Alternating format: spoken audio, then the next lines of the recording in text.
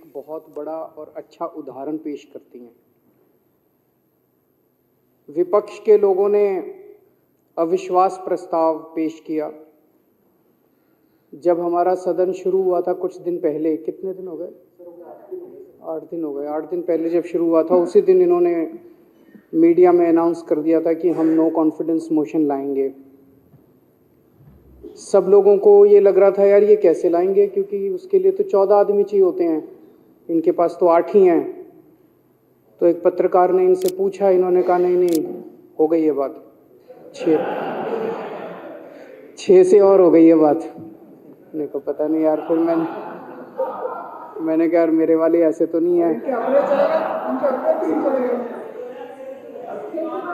मैंने एक एक से बात करी।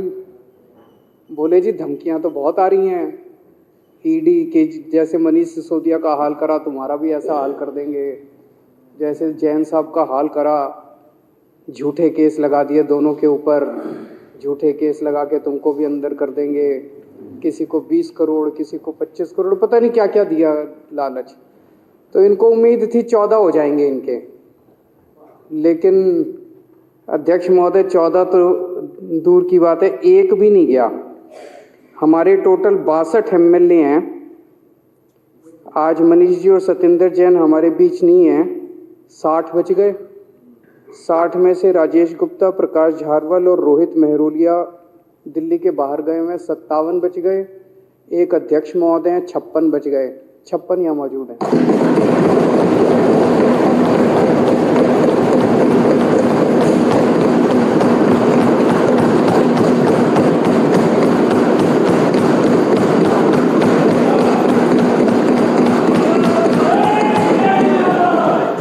इन सारी कोशिशों के ईडी, सीबीआई 25 करोड़ 50 करोड़, इनको कुछ नहीं हिला सकता। ये तो इनका कल तक इनको फिर लगने लगा कि भाई हमारे पास आदमी नहीं है, तो कल इन्होंने वो विड्रॉ कर लिया अपना नो कॉन्फिडेंस मोशन। इनकी पार्टी हमारी जगह होती तो ये मीडिया में जाके नाचते गाते, हमारा अपमान करते, देखो गिर गया इनका मोशन। हम डेमोक्रेसी में यकीन करने वाले लोग हैं। मेरे दिल में आया कि ये अगर नो कॉन्फिडेंस मोशन ला रहे हैं तो ये जरूर कुछ ना कुछ बात अपनी कहना चाहते हैं, इनको अपनी बात कहने का मौका मिलना चाहिए। तब मैंने कहा भाई ये नो कॉन्फिडेंस नहीं ला पाए कोई बात नहीं है, तो अपने ही दोस्त अपने ही लोग हैं, आज उस पार्टी में कल यहाँ होंगे।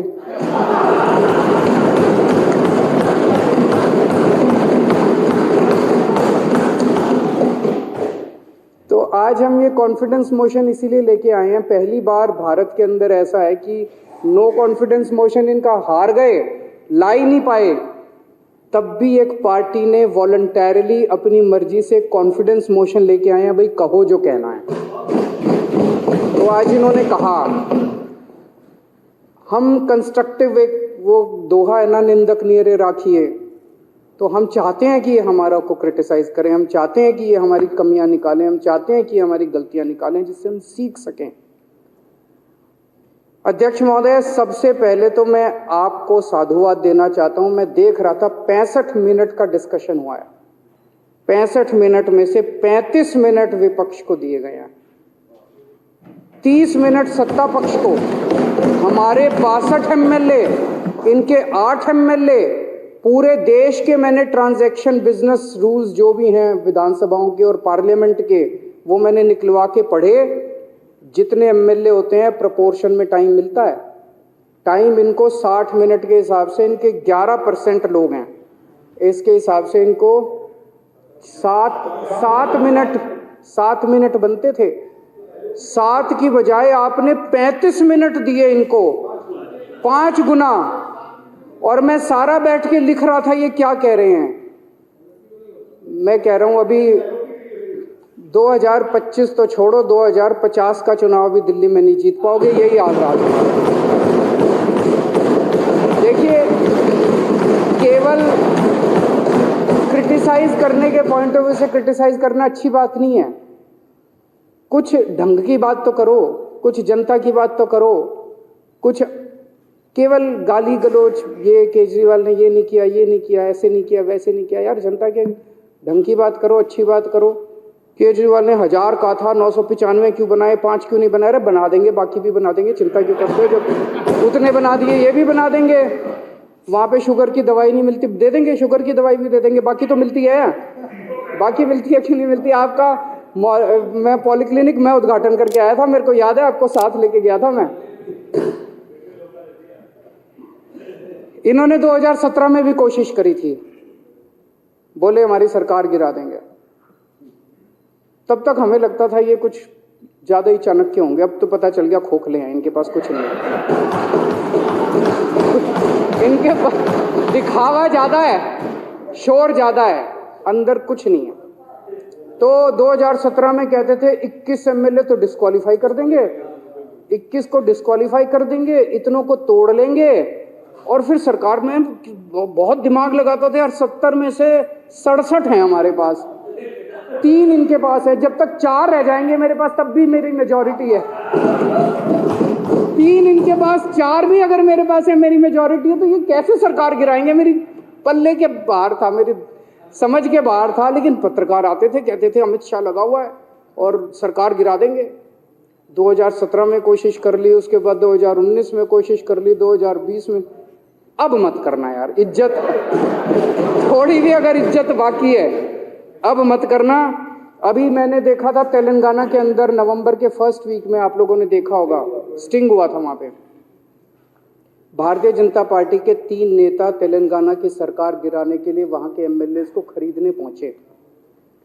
3 बीजेपी के नेता बैठे हैं, 4 बीआरएस के एमएलए बैठे हैं, उनके साथ बातचीत हो रही है। 3 घंटे बातचीत चली, सारी रिकॉर्डिंग हो गई।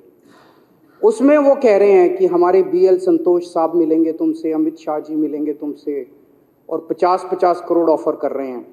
और बोले 25-25 करोड़ में हमने दिल्ली के खरीद लिए, अब दिल्ली की सरकार गिरने वाली है। केसीआर साहब का फोन आया उसी दिन शाम को मेरे पास, अरविंद जी मेरे पास पूरी इन्फॉर्मेशन है, आपकी सरकार गिरने वाली है। मैंने कहा जी चिंता ना करो, ये यूं ही करते हैं, ये 3 साल से यूं ही करते हैं। तो वैसे रेट हमारे 25 लगा रखे हैं, उनके 50 लगा रखे हैं, ये गलत।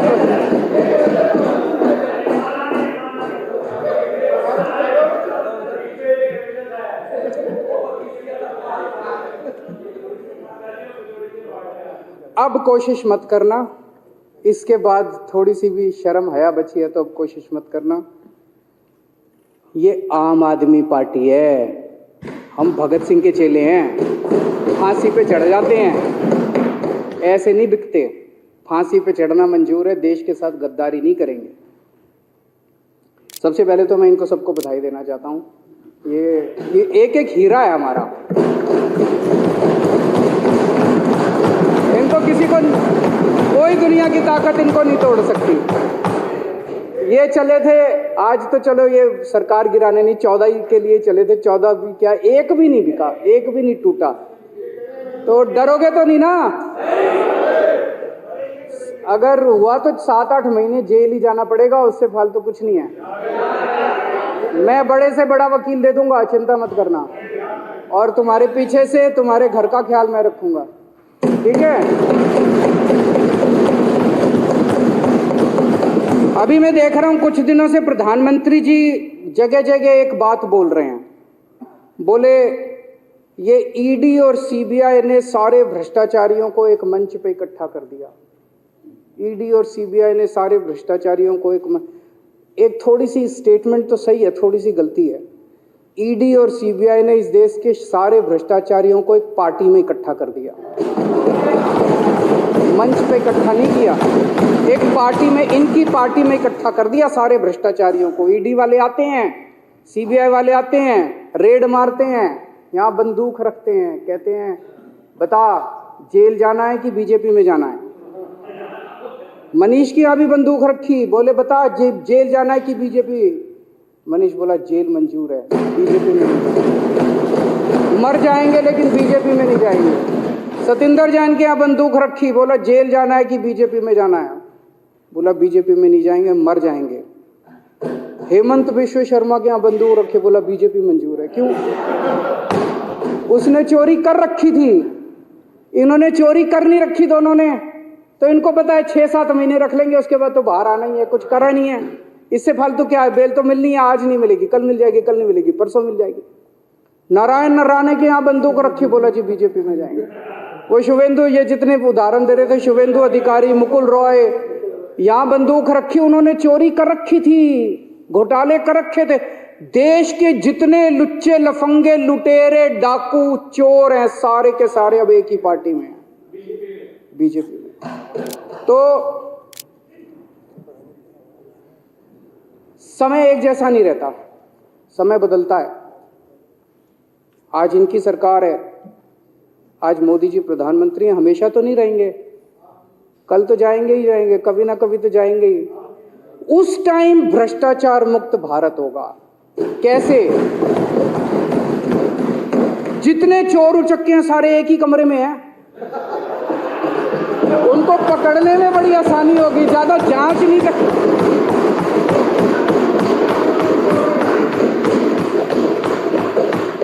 सारों को ईडी सीबीआई दिखा के सारे देश के लुटेरों को इन्होंने अपनी पार्टी में इकट्ठा कर लिया। जिस दिन इनकी सरकार जाएगी और मोदी जी प्रधानमंत्री नहीं होंगे, बीजेपी वालों को जेल में डाल दो, देश भ्रष्टाचार मुक्त हो जाएगा।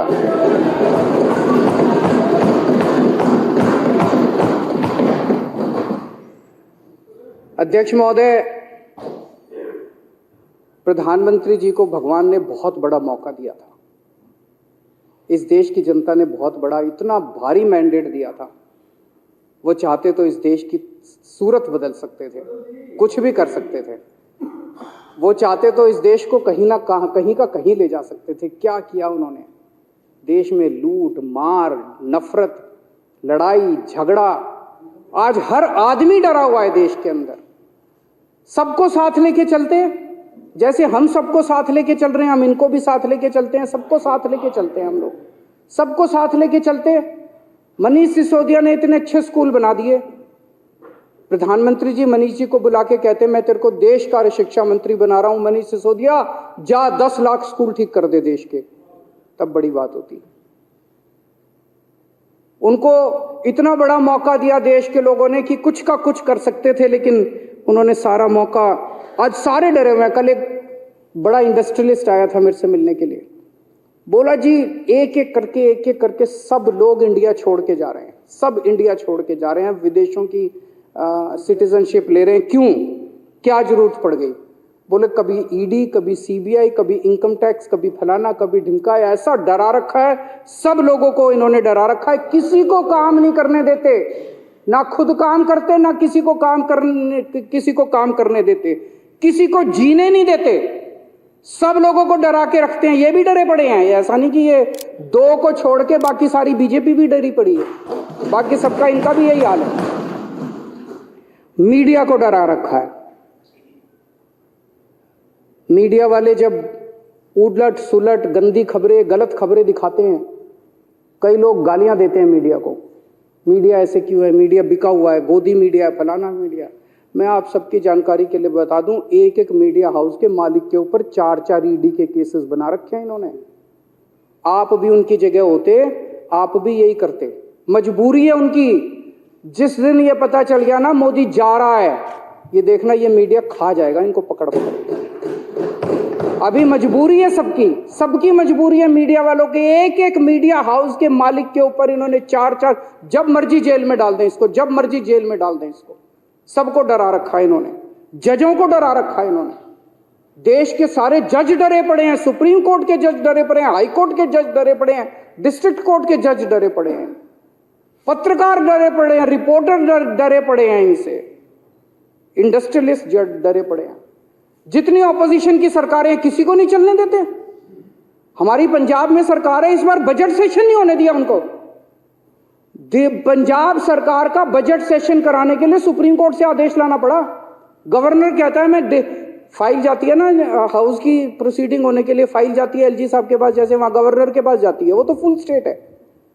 गवर्नर फाइल लेके बैठ गए। एक दिन भगवंत मान जी ने कोई चिट्ठी लिख दी थी गवर्नर साहब को, गवर्नर साहब को वो चिट्ठी पसंद नहीं आई, बोले मैं फाइल नहीं साइन करूंगा, बजट सेशन नहीं होगा। ये तो हद हो गई यार, बजट सेशन नहीं होगा, ये क्या बात हुई? सुप्रीम कोर्ट में भगवंत मान को जाना पड़ा, सुप्रीम कोर्ट में आदेश लेके आए। अभी तेलंगाना सरकार सुप्रीम कोर्ट गई हुई है, बता रहे 12 बिल के ऊपर 6 महीने से गवर्नर बैठा साइन नहीं कर रहा, किसी ऑपोजिशन की सरकार को काम नहीं करने देते। ये क्या कर रहे हैं ये लोग? ऐसे देश तरक्की करेगा? भगवान ने बहुत बड़ा मौका दिया था, लेकिन उन्होंने पूरा मौका गवा दिया। मेरी अंत में इनसे यही गुजारिश है कि ये confidence no confidence, confidence no confidence, अब ये खेल खत्म करो यार। ट्राई करके देख लिया, नहीं बिकने वाले ये लोग। नहीं बिकेंगे, वहाँ हंस रहे हैं, नहीं बिकेंगे ये लोग। अब ट्राई मत करके देखना, ये लोग नहीं बिकने वाले। अभी 62 हैं हम लोग, उसके बाद 25 के बाद मैं उम्मीद करता हूँ वापस 67 हो जाएंगे हम लोग, और मैं इसका समर्थन करता हूँ।